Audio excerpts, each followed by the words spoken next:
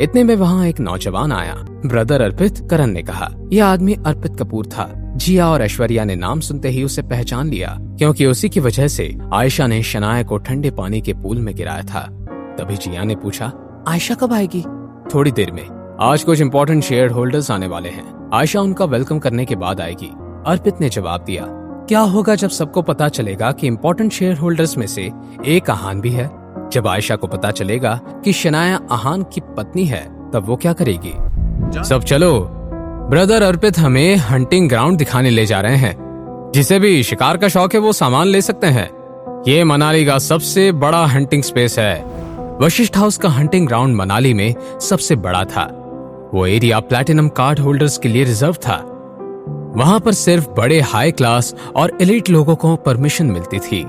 करण, अपने दोस्तों से कह देना कि फिर भी कोई फोटो क्लिक ना करे, अर्पित ने ऑर्डर देते हुए कहा।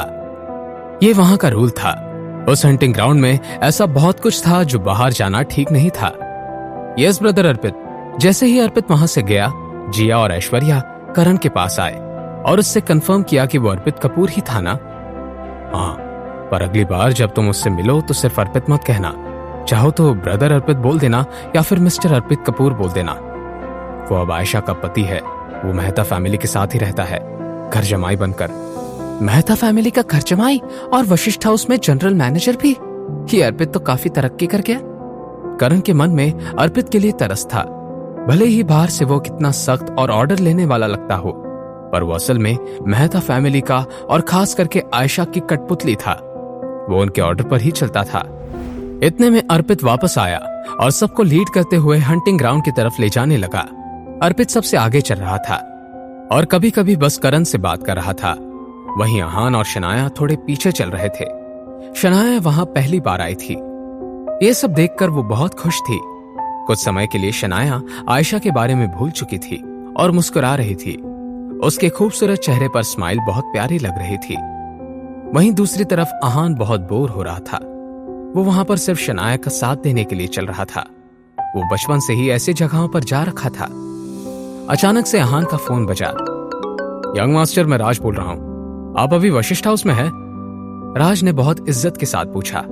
यंग मास्टर, मेरे छोटे भाई अभिषेक ने आपको ली मेरिडियन रेस्टोरेंट से निकलते हुए देखा था। जब उसने वहां के मैनेजर से पूछा तो उसने बताया कि आप यहां आने वाले हैं।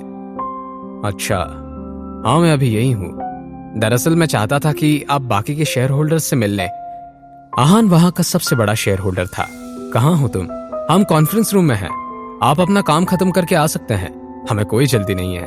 नहीं, मैं अभी आ रहा हूँ। आहान ने इतना कहकर फोन कट कर दिया।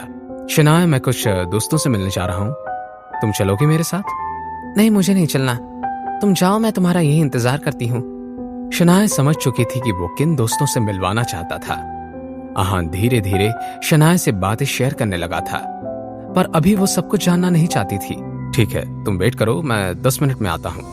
तभी अर्पित वहां आया। अर्पित ने शनाया से कहा, हाय शनाया, लॉन्ग टाइम, कैसी हो तुम? लॉन्ग टाइम, मैं ठीक हूं, तुम कैसे हो? शनाया ने बहुत रूखी आवाज में कहा। शनाया को कभी भी अर्पित में इंटरेस्ट नहीं था। वो तो अर्पित था जो उसके पीछे पड़ा रहता था। मैंने सुना है तुम्हारी शादी में बहुत प्रॉब्लम्स चल रही हैं। तुम अपनी शादी से खुश नहीं हो? ये तुमसे किसने कह दिया? मैं अपनी शादी से बहुत खुश हूं। हाँ, खुशी? ऐसे आदमी के साथ तुम खुश हो? तुम अपने पति को डिवोर्स दे दो और मनाली आ जाओ। तुम मेरे साथ रह सकती हो। अर्पित, तुम ये कैसी बातें कर रहे हो? थोड़ा तमीज से बात करो। मैं शादीशुदा हूं और तुम्हारी भी शादी हो चुकी है। क्या उसकी तरफ तुम्हारी कोई लॉयल्टी नहीं है? भले ही दुनिया की नजरों में सामने मैं मेहता फैमिली का जमाई हूं, पर असल में उन्होंने मुझे अपना नौकर बना रखा है। नौकर? वो दिन को रात भी बोलेंगे ना तो भी मुझे मानना पड़ता है। ये बात सुनकर शनाया का शौक से मुंह खुला रह गया। शनाया, अब दोनों ही अपनी शादी में फंसे हुए हैं। मुझसे झूठ बोलकर क्या मिलेगा तुम्हें? एक मौका तो दो मुझे। I really like you, please have some self respect. Shanaya ने एक कदम पीछे लेते हुए कहा।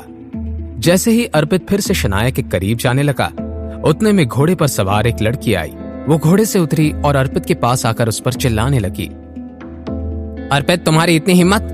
मैंने कुछ देर तुम्हें अकेला क्या छोड़ा, तुम लड़कियों पे डोरे डालने लगे? फिर उसने शनाया की तरफ देखा और कहा, लड़की भी कौन? शनाया?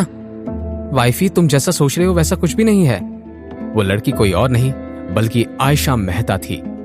इससे पहले अर्पित आयशा को कुछ समझा पाता, उसने अपने पति के गाल पर एक चांटा मारा। आयशा, ऐसा नहीं है, मैं कुछ नहीं कर रहा था, वो तो शनाया थी जो मेरे पास आई थी। अर्पित, क्या बकवास कर रहे हो तुम इंसान हो या नहीं? शनाया, मासूम क्यों बन रही हो? तुम्हें जब से पता चला कि मैं यहाँ का जनरल मैनेजर हूं तब से ही तुम मुझे घूर रही थी। नॉनसेंस, ये सभी बातें तुमने मुझसे की थी जिन्हें मैंने मना किया था। Wifey, trust me. अर्पित ने जैसी ये बात बोली, आयशा ने शनाया की तरफ देखा और उसे एक थप्पड़ मारा। शनाया के होठ के साइड से खून आने लगा। लगता है जो कॉलेज में हुआ वो तुम भूल चुकी हो। उस दिन का सबक काफी नहीं था क्या? आयशा ये बात बोलती रही और शनाया के साथ धक्का मुक्की करती रही। उधर जिया और ऐश्वर्या ये देखकर फूली नहीं समा रही थी। तभी आयशा ने अपने आदमियों से कहा, इसके हाथ पैर रस्सी से बांधो। आयशा, तुम करना क्या चाहती हो? आयशा, तुम क्या करने वाली हो? तुम्हें चिंता हो रही है? मैं इसे भेड़ियों के बीच में छोड़ने वाली हूँ। ये सुनकर सब डर गए। शनाया रोने लगी। क्या सच में आयशा शनाया को भेड़ियों के बीच में छोड़ने वाली थी? क्या हान इस वक्त पर आकर शनाया को बचा पाएगा? जानने के लिए देखिए अगला एपिसोड सिर्फ पॉकेट एफएम के यूट्यूब चैनल पर। और सीक्रेट अमीरजादा के सारे एपिसोड्स को सुनने के लिए डिस्क्रिप्शन में दी हुई लिंक से डाउनलोड कीजिए पॉकेट एफएम ऐप।